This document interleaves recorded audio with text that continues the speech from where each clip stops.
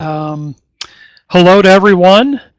I can hear Alex. Sorry about the delay. We're just a minute or two behind schedule. There he is. There's our guest of honor. Yeah, How you doing, Alex? I am good. I apologize for being late. That's okay. That's okay. We are live, and let me get things rolling here. My name is Jim Willis, founder and editor of Marcellus Drilling News. Welcome to the first webinar that we've run, and I guess it's been a little over 4 years now here on MDN. I am super excited to bring you today's guest speaker. 8 months ago, I bought a copy of a book called The Moral Case for Fossil Fuels, written by Alex Epstein. I was really impressed with what I read. I attended the Shale Insight Conference in Pittsburgh this past September and was delighted to see that Alex was on the program, delivering the morning keynote on the second and final day. Imagine my surprise when this young man, who kind of looks like a surfer dude, walked onto the stage. From the moment he began to speak, I was captivated. This young man delivered one of the most profound talks that I've heard on the topic of fossil fuels. Alex is a deep thinker and a master communicator. He was hands down the best speaker that I heard at Shale Insight, and that includes Donald Trump, who addressed the event as well. I pledged right then and there to ask Alex to deliver his talk to the MDN audience. What he has to say, everyone needs to hear. So I really am really excited, really pumped to have Alex with us here today. Just a few housekeeping items before we begin. I'm recording today's webinar, and I will make it available for a replay.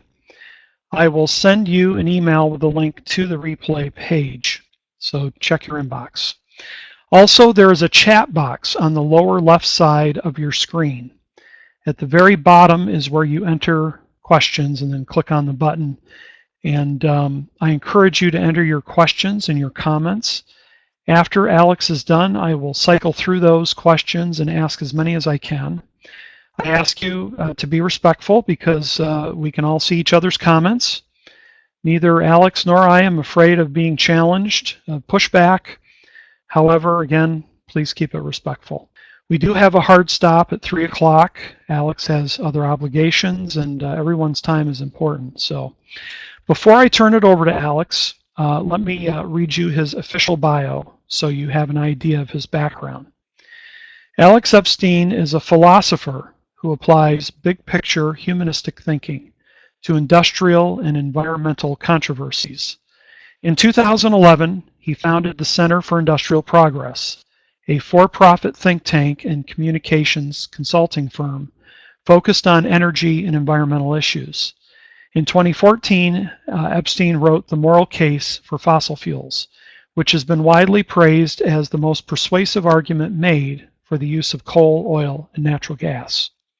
It became a New York Times and Wall Street Journal bestseller and earned him the 2014 Most Original Thinker Award by the McLaughlin Group.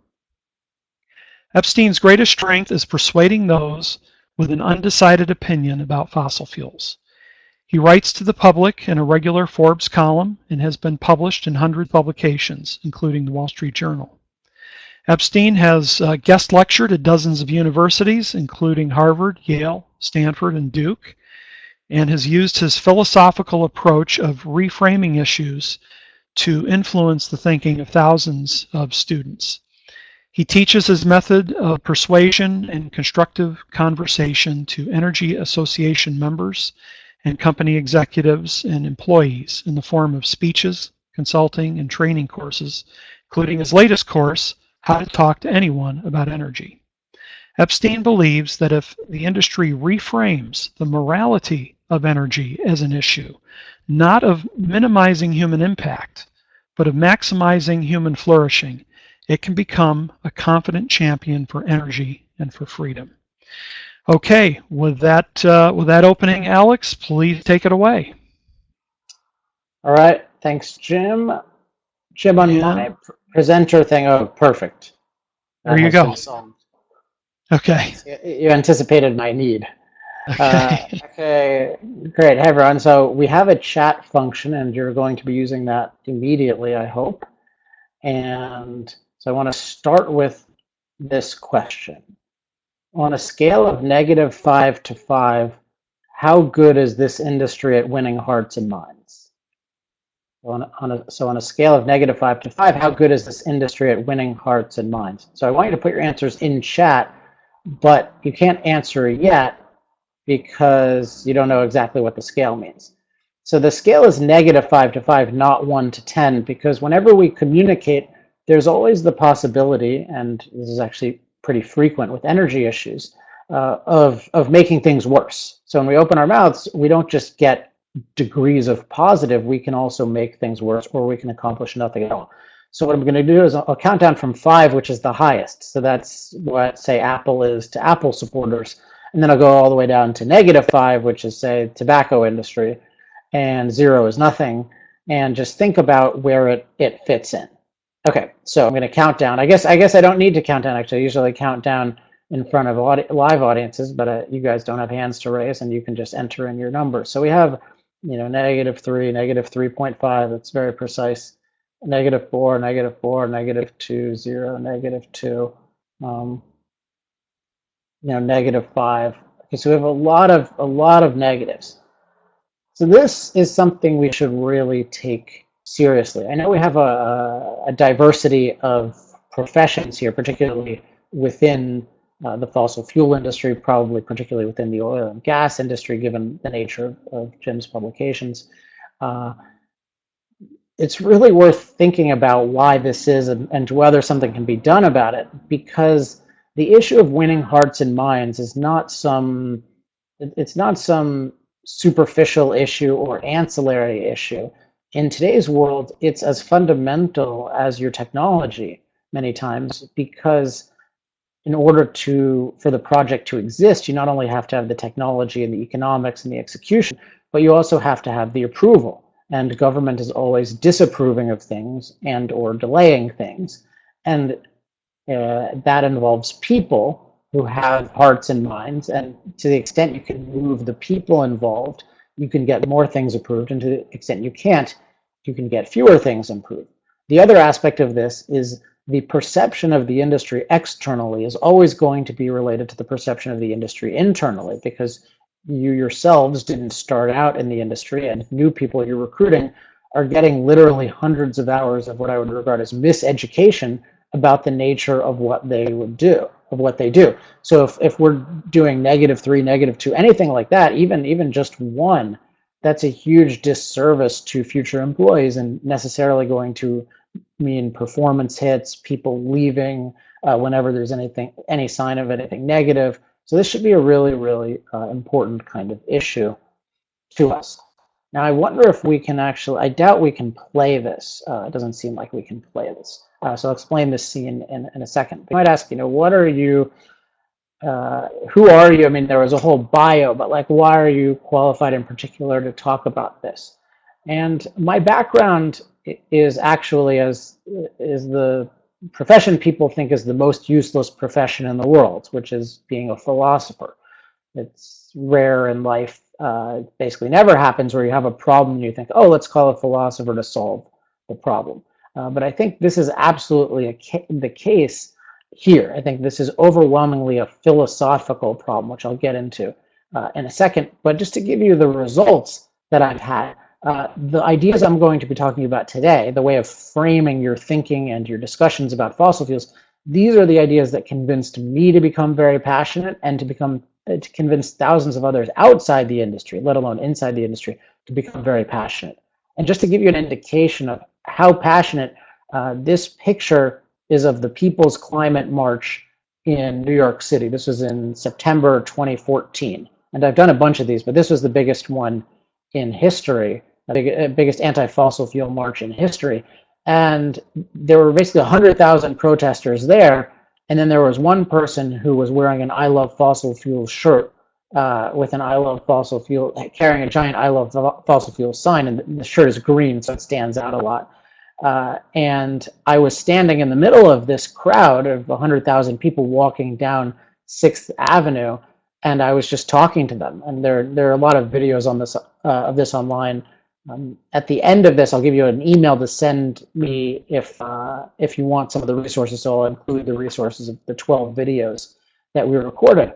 But suffice it to say, this is not something that many people do, and it's the kind of thing I could only do because I really believed in it. There are many paid lobbyists and whatnot who definitely would not do this kind of thing, and other people who will do this kind of thing. You really have to have conviction. So I went from being a non-supporter of fossil fuels as a kid who grew up with nothing positive about fossil fuels.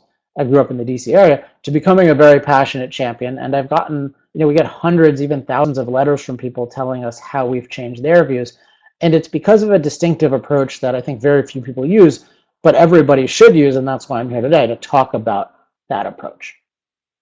So why is it that people have so much trouble winning hearts and minds? Why is this such a difficult issue? I think that the fundamental mistake is there's an idea that you're in a debate over conflicting facts, but you're actually in a debate over conflicting moral frameworks. And I'll elaborate on that as we go. But there's this perception that, well, if only the public knew the facts, then it would be fine. Or, the environmentalists, they're distorting the facts, and that's really the reason that they're winning. And what I'm going to argue is no, it's not that. That's not the main thing. The main thing is the whole way of looking at the morality of energy, the morality of how we relate to our environment. They have a certain framework that they've set, and that framework has been passively and destructively accepted by our side, and that's going to be the key to it. So there are three elements of this, and I think after you see these elements, you'll understand what my whole point about it. It's not about facts; it's about moral. It's about moral frameworks. Let me just scroll down so that I see how much time we have. Where we're going. Okay, perfect. So the first concept is called arguing to 100 versus arguing to 0. The second concept is called moral standard, and then the third concept is the moral case for fossil fuels. So let's jump right in. Arguing to 100 versus arguing to 0. If you look at the state of what pro-fossil fuel people have to deal with, let's say the state of the life of a government relations person at an oil and gas company, there are two words to describe that state I would use, and those words are overwhelmed and reactive. And if I were to describe the state of the opponent's fossil fuels, it would be proactive and overwhelming. So this isn't a real debate where you have two different sides and both sides are throwing their own proposals on the table and opposing each other and supporting their own things. Really, one side is generating all the different proposals and the other side is reacting. So here's just a couple of examples, just a handful, but you all know how many, just how there's this onslaught of anti-fossil fuel measures. And if you deal with one, it's just one after another after another. One damn thing after another is one candidate, one sin. So whenever we're dealing with an issue like this, it's worth asking a question. And the question is, are we dealing with a hydra? Now, I'll ask you in a second a question about the hydras. I'm assuming some of you have heard of a hydra, some of you probably haven't. The hydra is a monster, a creature out of ancient Greek mythology. And the hydra is notable because it's this multi-headed monster, and each of the heads is deadly and scary. And so it's very understandable that when one of the heads attacks you, you try to use your sword to cut it off. And then you want to deal with the next head, and you want to deal with the next head, and you want to deal with the next head. So it's very plausible that you want to deal with it sequentially. But what happens when you cut off one of the heads of the hydra? This is a real question for the chat room.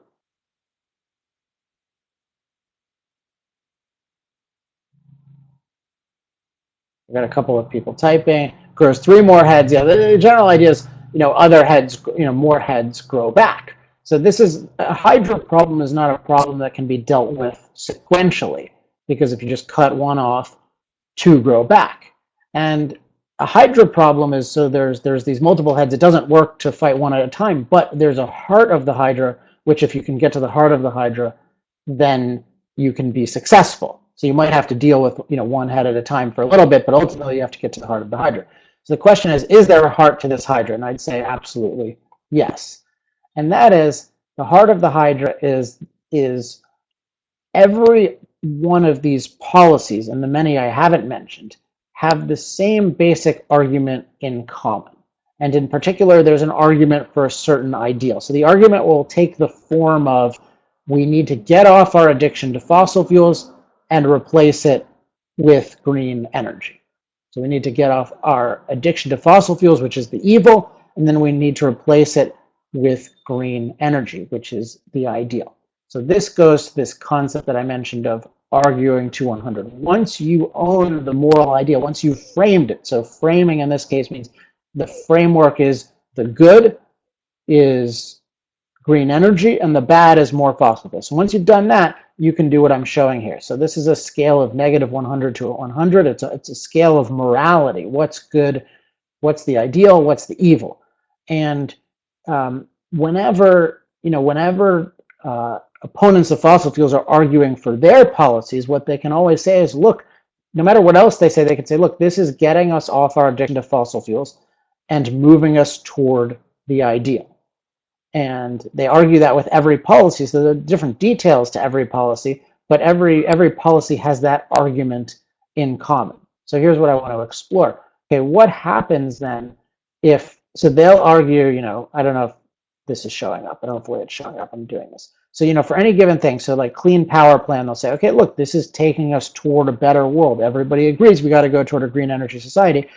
So this is going to help us there. And you have, methane regulations and fracking bans and ozone regulations and climate change accords, 111D.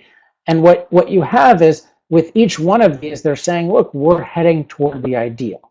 Now, here's the question. What do you do about this? And there are two basic options. One is you try to reframe the discussion.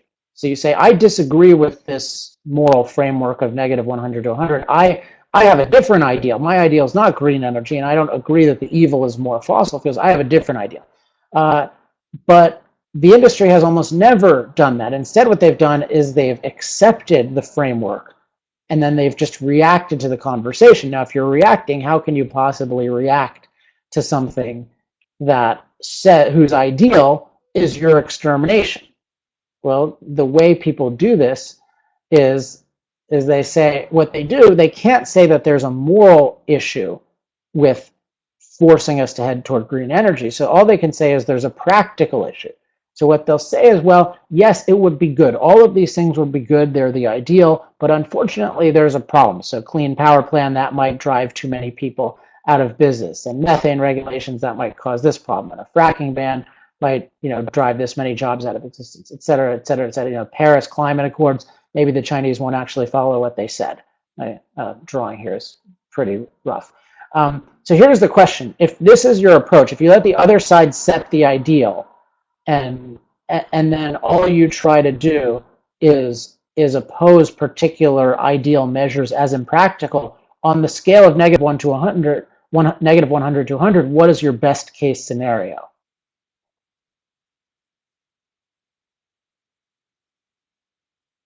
So we have one vote for 0. Anyone else? Yeah, so we have 0. Exactly. Your best case scenario is 0, and you never get to 0 because the other side is always fighting for the ideal.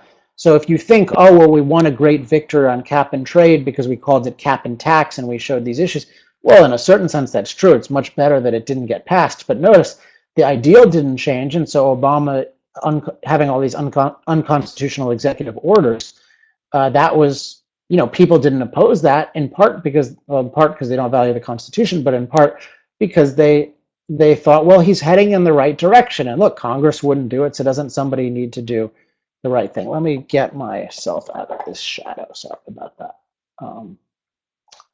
Okay, better. So that's, and then, but it applies the other way as well. So let's say that they want to argue against fracking. This is what happened. So fracking, more broadly, shale energy technology. This is one of the great technologies of our age, I believe. But what they'll say is, look, we're opposed to fracking, and And unfortunately, the industry about 10 years ago, when this technology was really starting to show potential to revolutionize the American economy, unfortunately, the industry never framed the issue. They never said, well, there's some ideal where fracking is actually a really good thing. All these other technologies, horizontal drilling, we should be really excited about this. Is going to create a lot of great value. They didn't do that at all. They let somebody else frame it, and that person was Josh Fox, just some random person, basically.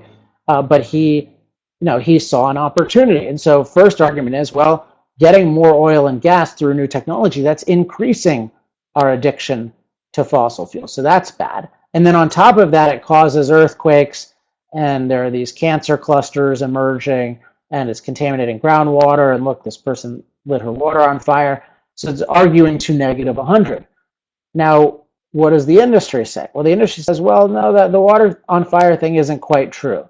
And the cancer cluster thing, that's exaggerated. And the earthquake thing is at least mostly exaggerated, et cetera, et cetera. So on this approach, what is the best case scenario that you can get by refuting these particular, the specific accusations, specific evils? Yeah, so again, so this is arguing to zero. So it goes both ways. They argue up to 100, you argue down to zero, they argue you down to negative 100, you argue up to zero. So it should be no surprise that if your best case scenario is zero, that on the negative 5 to 5 scale, most of you said zero or below. If you really have nothing positive to go for, when you communicate, it's not going to go well.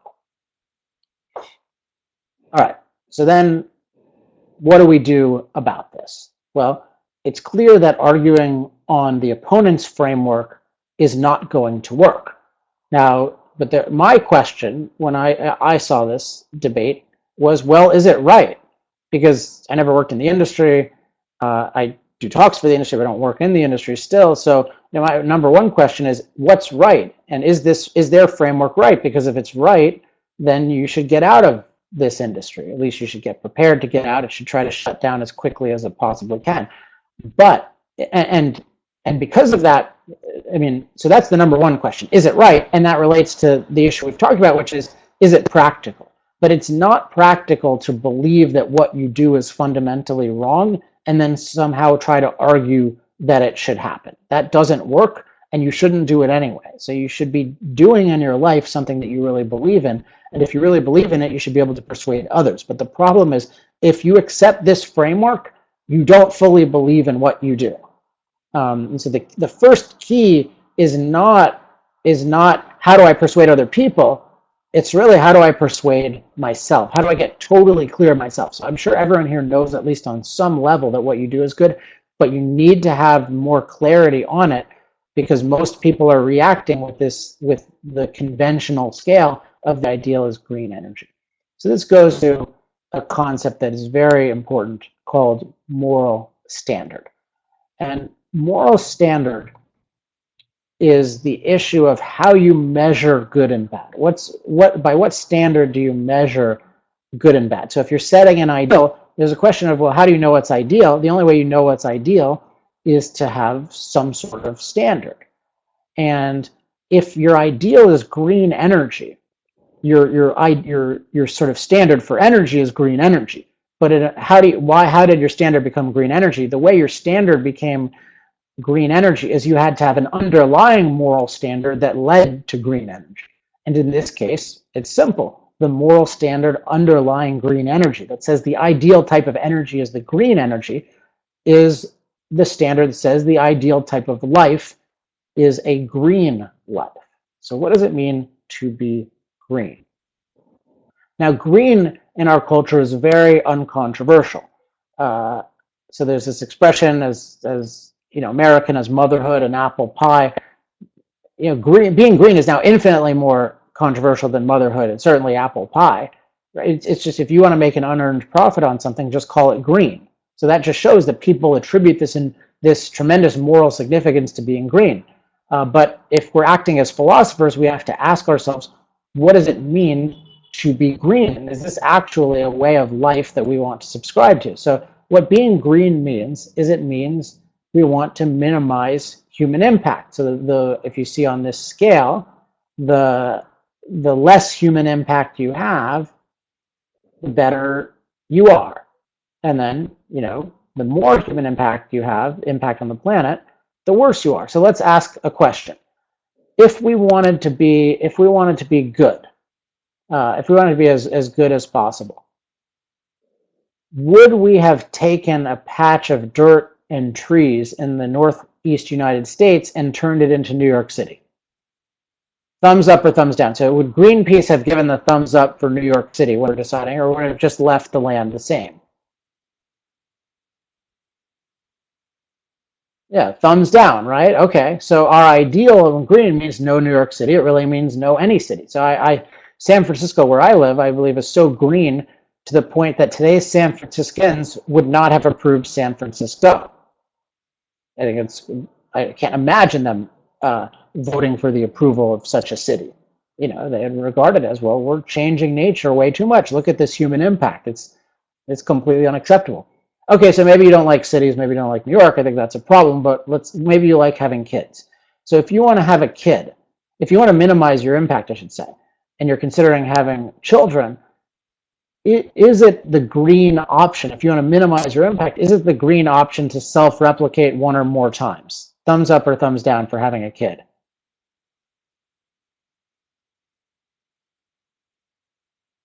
So someone says thumbs up for having a kid. I've no. So someone explain to me how you're minimizing your impact by having a kid, or maybe I just didn't phrase the question correctly. On the green basis, yeah. Sorry, I'm not asking you. I'm asking you if you want to be as green as possible. My fault for being ambiguous. So I'm curious. I'll be curious to see if anyone has an argument. Raise it in the Q&A period. But in general, yeah, if you want to minimize your impact on the planet, human impact, you don't create more human beings. And human beings have a gigantic amount of impact. Every single citizen of modern civilization adds more CO2 to the atmosphere every day he or she exists.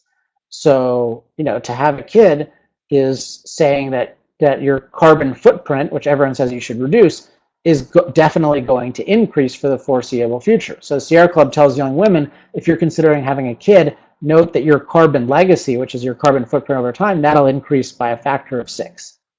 So no kids, right? You'd be better off So I don't have kids at this point. I may at the future. I'd like to, but if I wanted to minimize my impact, I'd be better off living out of a fully, a 24-hour-a-day running Hummer than I would having a kid. Kids are huge impactors. Yeah, so people are saying good things about more humans. I agree, but not on this standard. So let's ask one more question. If we want to be as green as possible, which is a better country, North Korea or South Korea? Now, before I ask this, well, actually, we'll just look at this. So which is the greener country, North Korea or South Korea? Which has less impact on the planet? Yeah, North. Now, here's an interesting question, because allegedly we need to be green because we care so much about our environment. We want clean air and clean water and good sanitation. That's allegedly what the green movement is concerned about. That's why they say they want very little impact. But here's the question.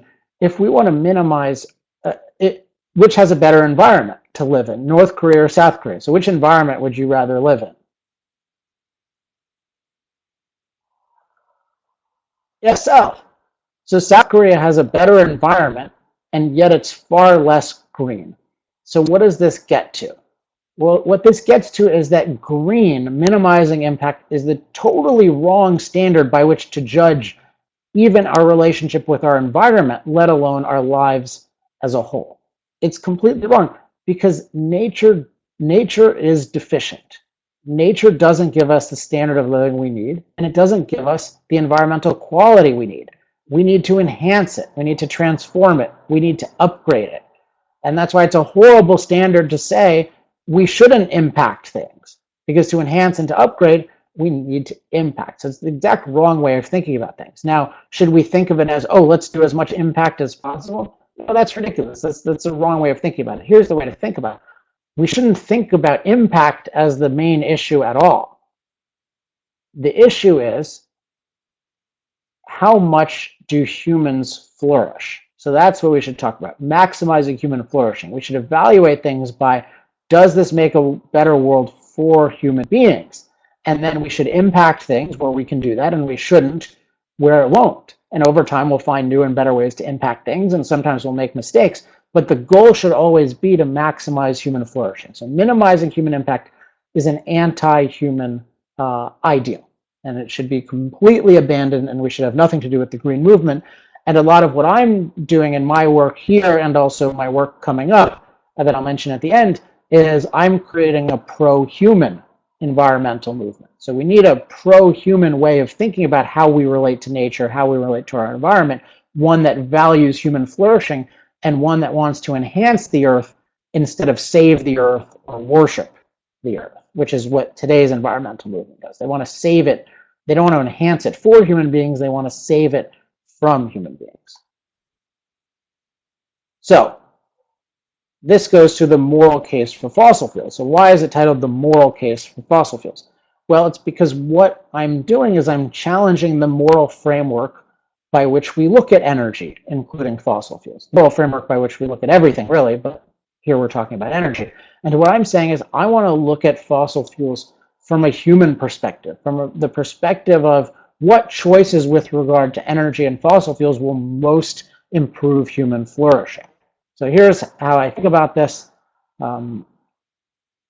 Something is moral if. So a course of action is moral if when we carefully take into account all the positives, negatives, and alternatives, it is overall beneficial to human flourishing, human survival, human happiness, human progress.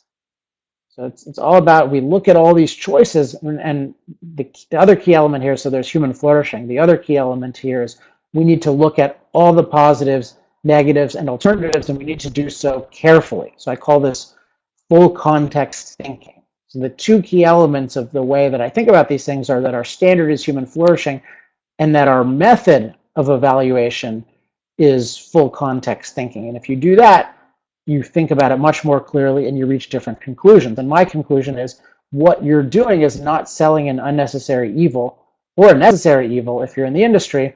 It's a life-enhancing good.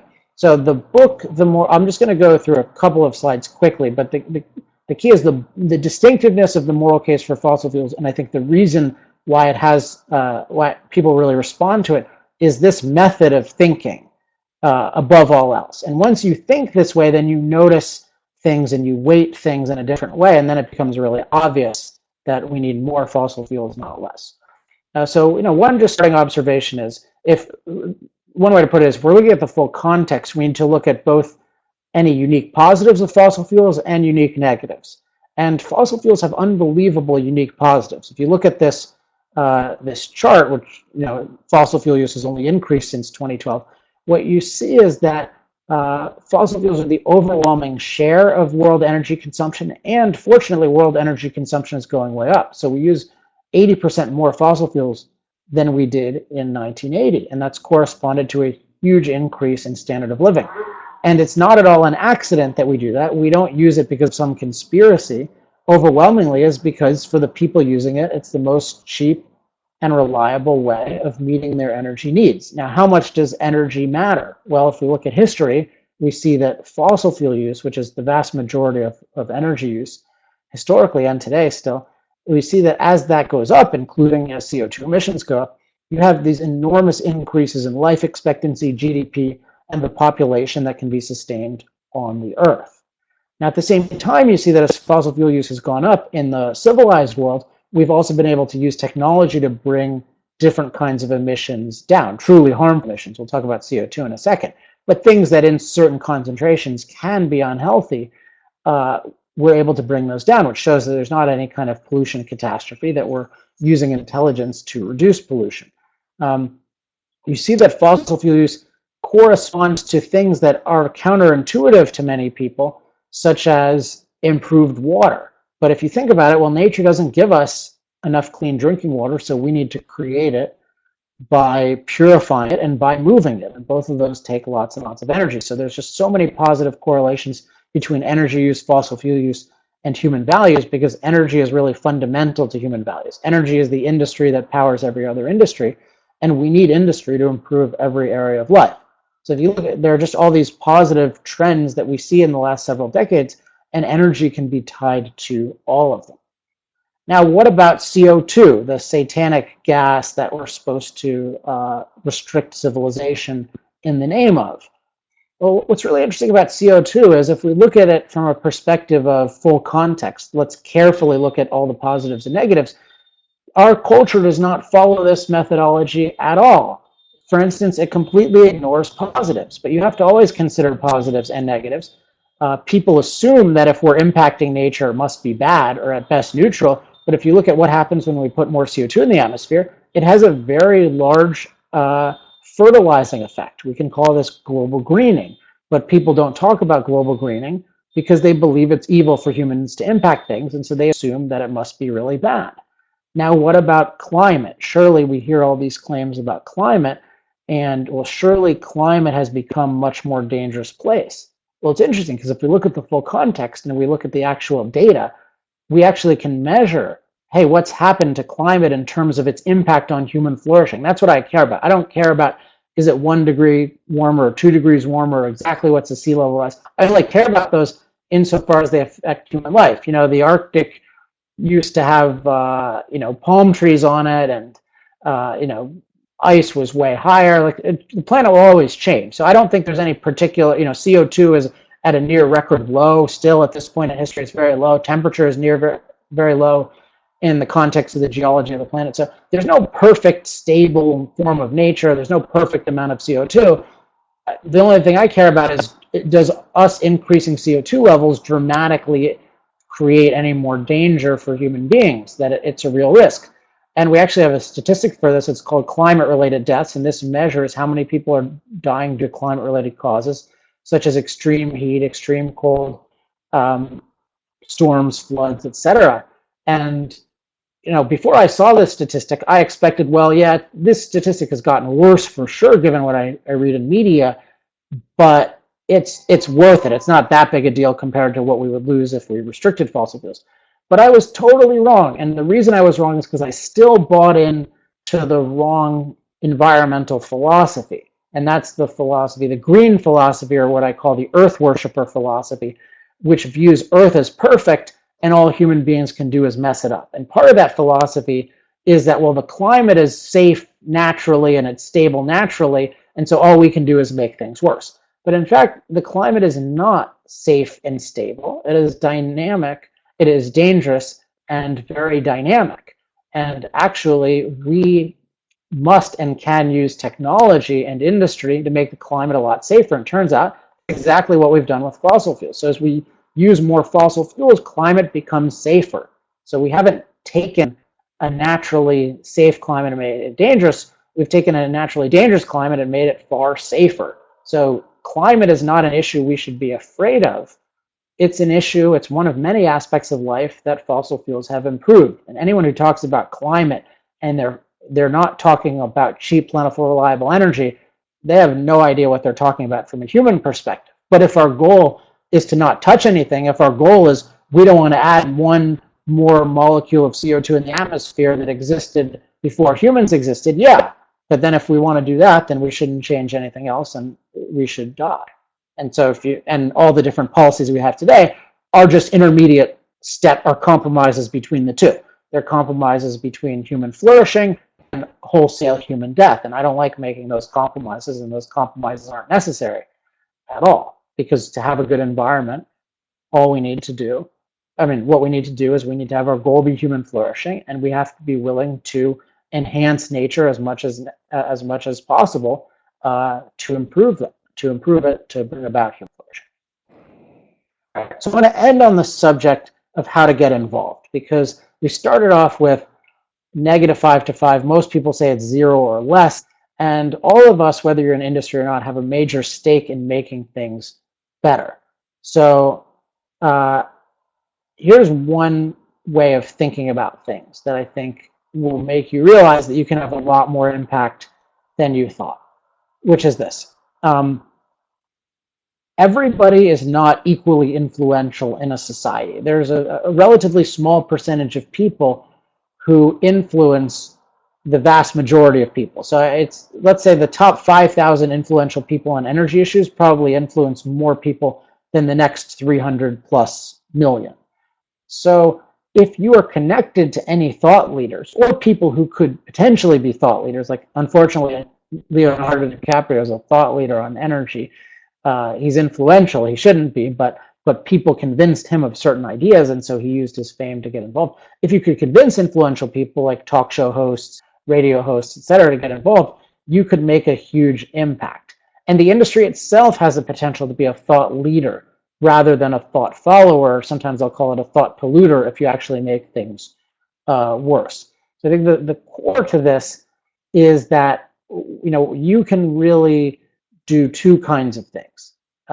One is you yourself can get better at being a persuader, and that helps both with the people you talk to and then any thought leaders you want to influence. And one of the resources we have for that is called How to Talk to Anyone About Energy. The first thing is moral case for falsity. If you don't have that, definitely get that. But after that, How to Talk to Anyone About Energy is a course that really teaches you how to frame.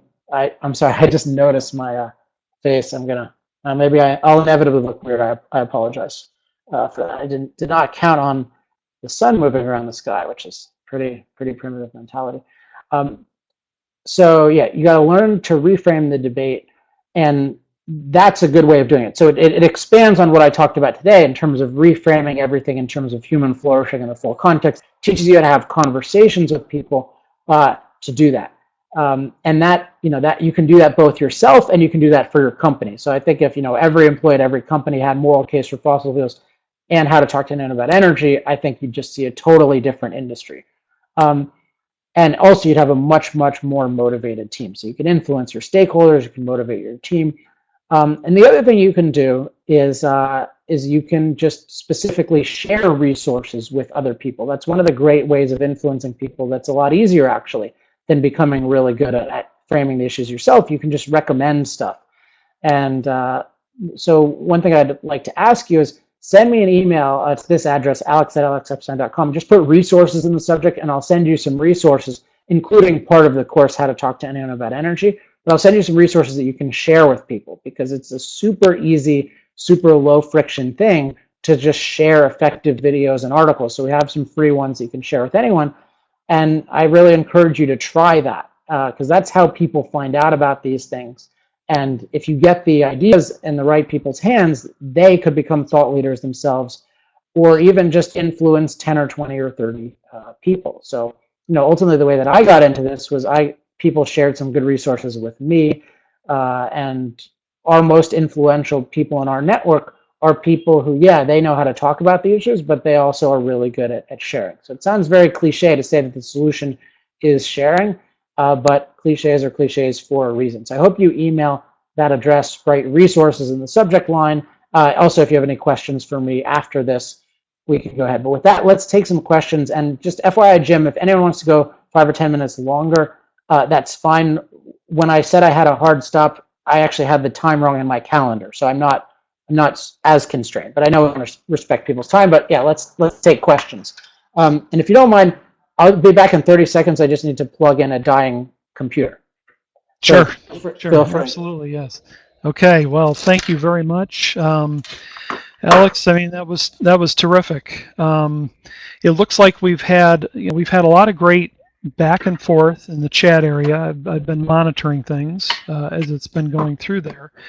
I plan to sort of cycle back through here and maybe grab a few of these things, but I would encourage you if you want to enter a question now that we've gotten through the presentation, perhaps you'd like to enter a few questions there now. So, Alex, and there's some really good questions here, but one thing that floated through my mind as I was listening is, those of us that are in the trenches and we have friends and family and, and I'm watching the news every day and sifting through things. And it seems to me that always it comes back to this issue when it's fossil fuels that mankind is catastrophically causing the earth to warm up. Mm-hmm. And that's really at the root of a lot of this. When you hear that, if you're at a cocktail reception and that sort of argument is thrown out, how do you respond to something like that?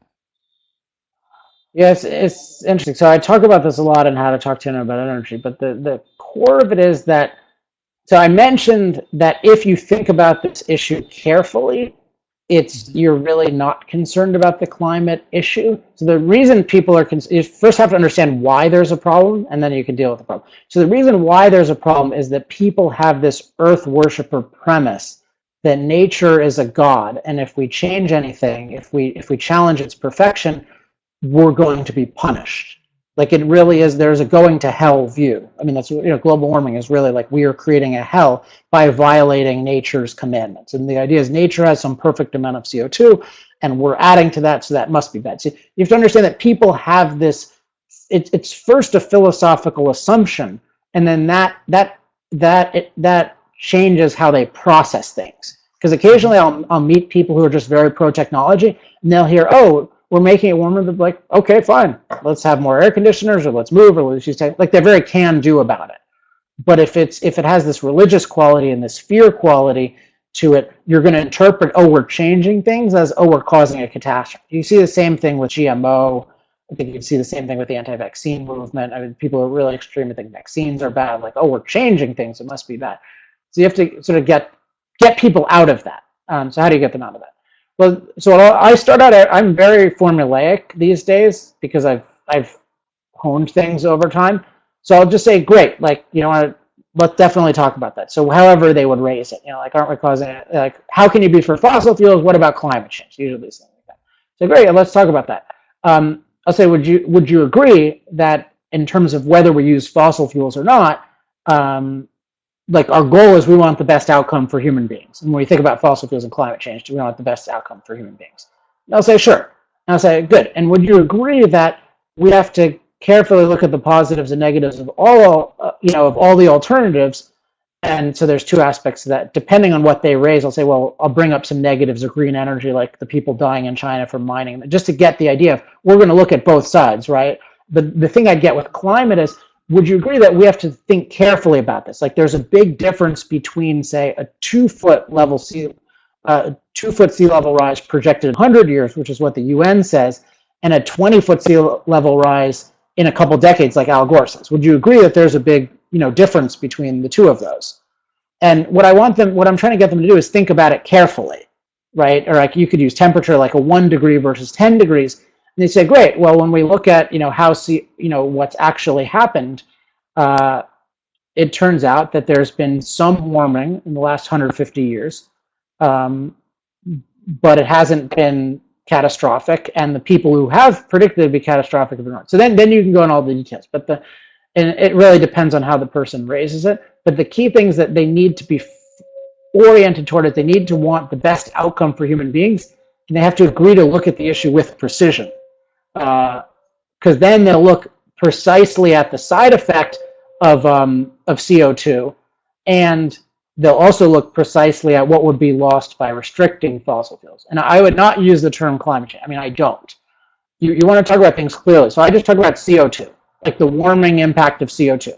Because as soon as you say warming impact of CO2, you can think about it clinically, whereas climate change is it's a meaningless term, but the term has no magnitude.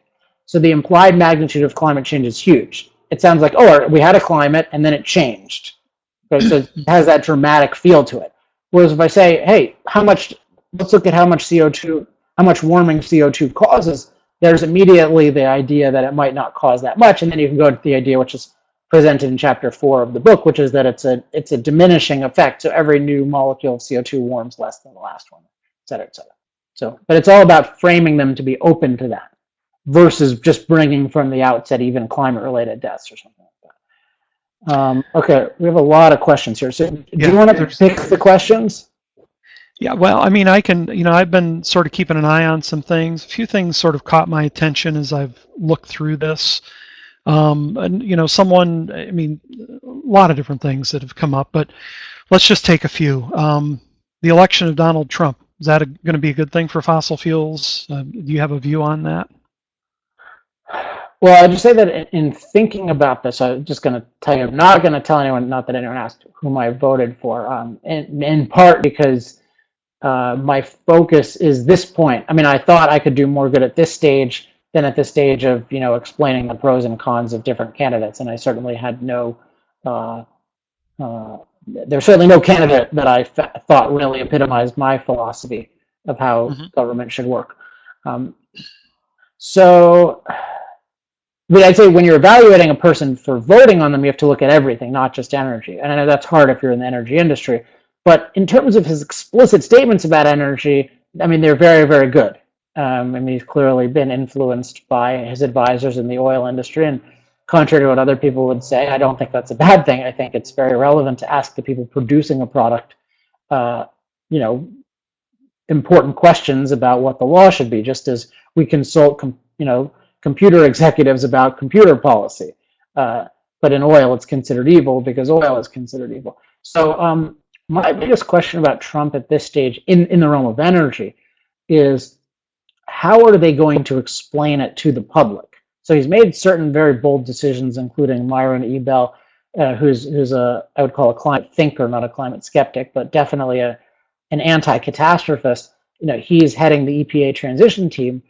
Hmm. That's good in my view. I mean, he's the kind of person that's good to do that. But you really need to explain to the public why you're doing this. And so that's something I've expressed some interest in. Some people I know who are tied to the campaign of the transition team, I've told them, look, you need clearer messaging as to why you're doing what you're doing, because otherwise you're just going to be portrayed as anti-science, and it's not going to help the cause if you don't give a clear reason why you're doing this. So, to the extent I can, and to the extent I think the policy remains good, I'm interested in them using some of the messaging that I've used. Really focusing on the reason we're doing this is because we believe this is the choice that's overall best for human beings. And we're looking at this in a very big picture way, and we're not looking, as against just looking at this in a negative picture way, which is how the environmentalists look at everything industrial. They only look at the negative and not the positive,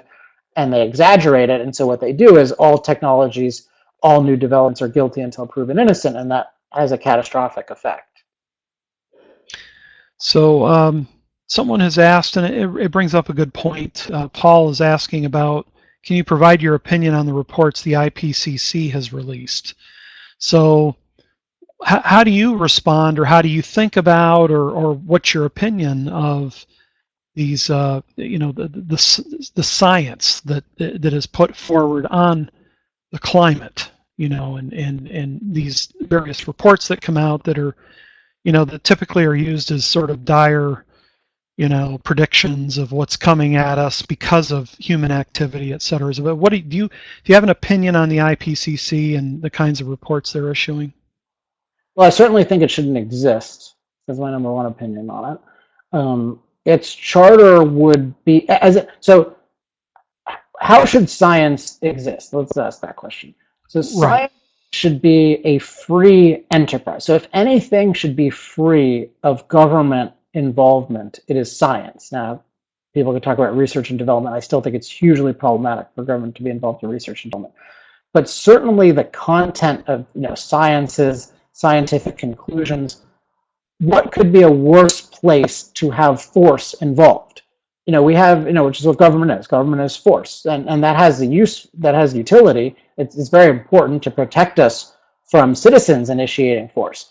But when the government basically says, I'm going to take your money and I'm going to manipulate a whole system of people, well, that is very closely tied to censorship. There's reasons why we don't want censorship, and they have to do with we want freedom in ideas. So as soon as government takes positions on ideas, including what scientific conclusions are proper, it is a mess. And so what's happened is the government has a monopoly on climate science, and most sciences today actually, but climate science is particularly dangerous because it's developed a lot when the government took it over. And so the government has basically changed climate science from the question of how does climate work to how does CO2 screw up climate. That is the starting question of climate science today functionally. If you want to get a grant in climate science, you had better tie it to climate change in some way. And I guarantee you don't tie it to man has very little interesting effect on climate. That's not a winning proposal.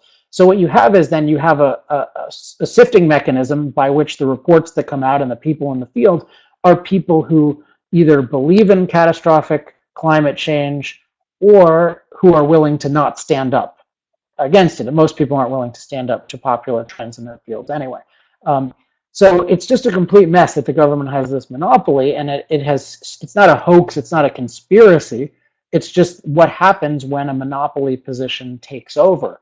And the IPCC is just this, and even worse because it's international. It offers all sorts of incentives for being involved. And if you look back at the 1987 charter of the IPCC, its charter is to discover the negative effects of human beings on climate. That is its mission. So the mission it was given was discover the negative impacts. Well, big surprise what it did, right? So it found that, right? it's the whole thing is a mess. And if you look at the way that what it's supposed to generate is it's supposed to generate consensus statements, which is really a monopoly position. But how could that possibly be an appropriate thing to dictate? What if there are 5 equally plausible theories and we don't know? What's the consensus? There's not going to be a consensus. So I believe in free competitive science. Competition is a vital aspect of science. And if you see a modern science that has lots of uncertainty, where people aren't fighting, that's a scam. That means you have a monopoly that's conditioning what you are receiving. Like physics is much better, although I think still messed up. But you at least have all these people in physics like saying, oh, the string theory guys are crazy, or the quantum mechanics guys are crazy, or the relativity guys are crazy. You don't have this in climate science. It's not, but they know much less. I mean, they know almost nothing about how to predict things. And if you look at their models, they can't predict climate at all because they don't understand the drivers of the systems and what their weights are and how they interact. And that's fine, but they need to admit that. So the whole system involves these monopoly, phony consensus positions that claim way more than they need to. And if that weren't bad enough, then they come up with these summaries for policymakers, which are written by politicians with the express purpose of generating political action against fossil fuels. And that's what the media report on. So you have this process that's corrupt from the beginning. It's a monopoly process demanding a false consensus on a field that's very immature, that knows nothing about what it's trying to do. And so instead of having a competitive field where you have innovation, and maybe one day someone would come out and say, hey, I came up with a good climate model. Nobody has one, but they force this consensus, and they're incentivized to come up with these anti-fossil fuel views. And then the summary for policymakers makes them much more extreme, takes them out of context. And so what happens is all the world's scientists have been misrepresented in this one horrific document. So the whole thing should be disbanded. It should not exist in any form. And I think government should get out of climate science. And then let's see how, and people who really care about it can fund different forms of research. That's what happened in the past. We got lots of brilliant discoveries out of that system. I don't think we have more brilliant discoveries in science now. I think we certainly have a lot more misinformation. So yeah, I think the whole thing should be disbanded. We should have competitive science, and then let's see who has the best arguments. But right now you have an argument that has predicted nothing of significance, that has world prestige and power. So it's like the guy who gets an F in class takes over the university or the world. So I'm against it. Yeah, excellent. Maybe one more or two more here. We have someone that Ian apparently takes a different view. So okay. Let me just throw this at you and get you to react to it. So he says the premise of your argument is we need to promote human flourishing. There is indisputable evidence that the warming of the earth and the continued use of fossil fuels will lead to negative effects for humankind, regardless of the benefits we currently enjoy. How do you reconcile the promotion of human flourishing right now with fast approaching dangers associated with fossil fuels that will negatively impact human flourishing? I'll give an answer, but I'd encourage, my main answer is read the moral case for fossil fuels, and in particular read maybe chapter 1 and chapter 4. Chapter 1 is called The Secret History of Fossil Fuels, and the basic premise is that every claim that is made today, including this exact kind of claim, which I want to dissect a little bit, but it was made 30, 35, 40 years ago with the same degree of certainty, and the exact opposite of the claim came true. It's not that it came true to a lesser magnitude, it's that the opposite was true. So for example, John Holdren claimed that the CO2 aggregating in the atmosphere was a clear and present danger, and that by the year 2020, we would have 1 billion deaths from famine related to CO2 and warming. Okay, so we've had, probably 2 billion more people alive due to fossil fuels and modern agriculture, and we have a better fed planet with many more, many billions more people. So Holden is completely wrong. He was reverse right? He wasn't just even wrong, he was reverse right. So this has happened with all the things, it's happened with all the models. So there's a huge burden of proof on the whole catastrophist movement because they first have to explain how they were reverse right about everything. It's not like the default isn't like when a fortune teller tells you the wrong thing 35 years in a row. The default isn't when they say with confidence, "Oh, I'm really confident this year." Like, so a statement of undeniable. So what, can you reread there's a statement of certainty embedded in that I object to. Can you reread Yeah. the Sure. Yeah. word? The premise of your argument is that we need to promote human flourishing. There is indisputable evidence that the warming of the earth and continued use of fossil fuels will lead to negative effects for humankind, regardless of the benefits we currently enjoy. Okay, so I would say if you use evidence as a proper term, so first of all, I object to a statement that says there's indisputable evidence of something that you obviously dispute. Obviously, I dispute it, right? Because if I'm aware of this warming issue, I talked about it. Obviously, if I thought it was indisputable, then I wouldn't say that fossil fuels promote human flourishing if it was causing an indisputable, super dangerous type of thing. Now, if you were just, if it were doing that, then you'd still need to weigh that and factor it into your choices, and you'd do things like promote nuclear and promote hydro that the environmentalists in fact oppose, because their issue again is not CO2. Their issue is minimizing human impact. So I in general object to indisputable is just an intimidating statement, right? There's no content to that statement and give any evidence. Now maybe you have evidence, and I have evidence, so we can look at that. I'd say objectively, and I show this in the book, I'd say there's no evidence for that claim. So I don't think there's small evidence, and because what you would have to prove is that you know something about the nature of CO2 in the atmosphere that would lead to a kind of runaway warming that human beings would be unable to adapt to. And yet the fundamental nature of the greenhouse effect is that it is decelerating or logarithmic, which means that every new molecule of CO2 you add has less of a warming impact than the last one, which means every time you want to add, say, a degree, you have to double the amount of CO2 in the atmosphere. So it's very, very hard when you have a logarithmic phenomenon to make a big difference in a system. Now, I explain in the book, there are theories on top of this, or I would say speculations on top of this, that, well, even though it's logarithmic in isolation in the system, it's exponential or geometric, but all the models based on this have been complete failures. So it's kind of like saying, it would be like if you had a pool that was like at a completely comfortable level, or maybe even a little bit colder than you would like, which for most people, Earth is colder than they would like, and you just add like a tiny, every day you add like a tiny little amount of warm water, but every day the water that you add becomes a little bit cooler. Like, you can't say, oh, that's indisputably going to boil you. It's not, because it's just not the temperature, the nature of the phenomena doesn't work. So the fact that we're adding something, you can't say it's indisputable, and I think that's an example of the Earth worshipper premise, which is you're assuming that if we're adding a bunch of CO2 to the atmosphere, it must be bad. But historically, we had 20 times more CO2 in the atmosphere. It was a great period of flourishing of basically all life. In general, species do better with more warmth. They do better with more CO2 because that's more plants. And we as a species are the most adaptable species in the history of the planet. So the idea that we're causing anything that we can't deal with, let alone thrive in, I think is wrong. Whereas we know for a fact that what we can't thrive with is cheap, plentiful, reliable energy, because we spent 200 years having relatively miserable lives by today's standards and having enormous death rates before industrialization. So you should be afraid of losing anything that slows industrial progress, not that changes nature. That's, I think, our whole fear.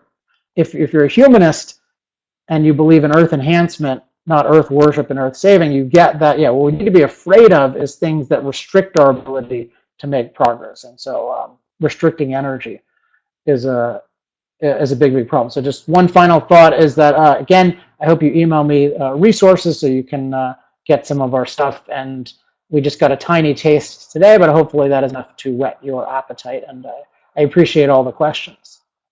Indeed, and thank you very much for taking the time. I'll close things up by saying two things. Number one, head over to Amazon and buy this book. It's a $25 book, but in Amazon, I just checked it today. It's available for $21. And if you have Kindle, you can get it for like $15. So make sure you get over there and get a copy. If you're not a subscriber to Marcellus Drilling News, consider that, please. MarcellusDrilling.com. Click the join button, give you information there. Alex, thank you for taking the time. I really appreciate it. Thank you to the audience, the people that showed up and asked some great questions. And maybe we can do it again sometime. All right. This is fun. Thanks, everyone. Okay. Take care.